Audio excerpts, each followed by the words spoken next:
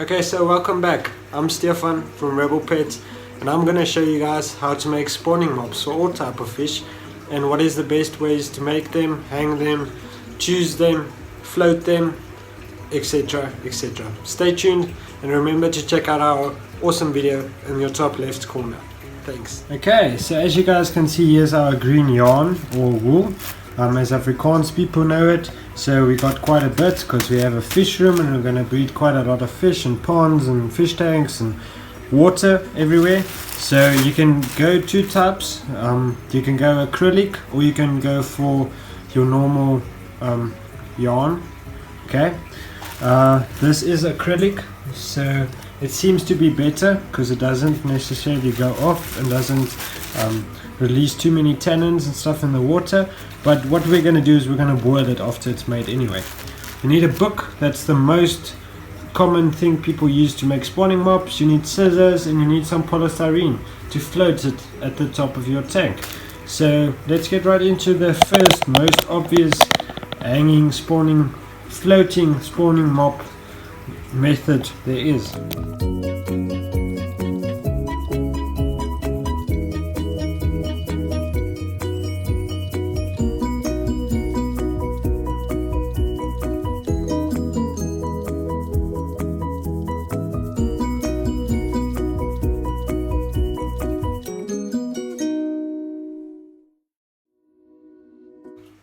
Okay, so there you go. There's your spawning mop. So here's your piece of styrofoam or polystyrene. You tied a knot around there. So there's your mop, and now it can float in your tank. So let's quickly go boil this, and then you guys will see how it looks in a fish tank. So it started boiling. So it's at this point where you want to go and turn your gas down. You want to take your spawning mop and dump it right in there. The hot boiling water.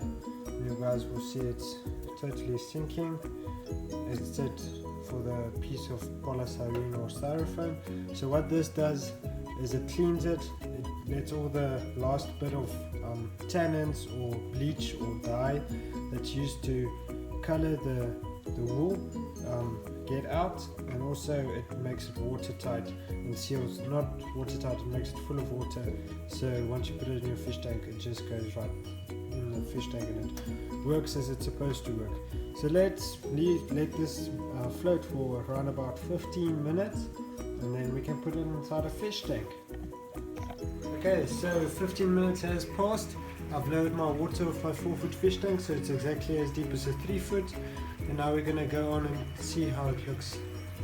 So obviously you can play around with it, open it, but as you guys can see it's floating there, it's nice and open. Obviously the water flow is going to push it around a bit, but that's exactly what you need from a spawning mop. And obviously you can make multiple types. As I said, there's more than one variant you can use it for. So this is the floating type. So, and it's also made for a 3-foot tank. So if there's no flow in the water, you can see this will be working perfectly for a 3-foot tank. Okay, so I'm making the next one now, but instead of putting some styrofoam or polystyrene at top, I'm going to use a suction cup. So this means you're going to be able to attach it to the side of your tank and let it go with the flow while you're putting your mop inside. So that's good for water.